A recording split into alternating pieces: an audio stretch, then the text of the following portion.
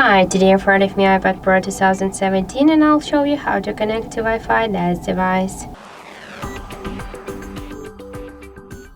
So first let's open the settings application and then tap the Wi-Fi section. Just to activate Wi-Fi we should use this switcher, and after that we'll see here all the available networks.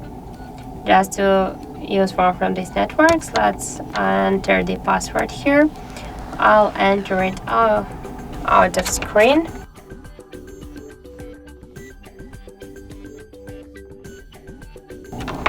After that we should click here to join. Wait a second, and we can see that we just successfully connect to this network. Just to turn off the Wi-Fi, we should click here once again on the switcher, and that's it. Also, we have one more way how we can do that. Just first open the control center, and you'll see here the Wi-Fi icon. Just to activate Wi-Fi, we should click here once on the icon, and to turn it off, we should click here on the icon once again. To launch the Wi-Fi settings, to select the set network, you should hold for a while Wi-Fi icon, and to launch the full settings, you should click to this Wi-Fi settings section.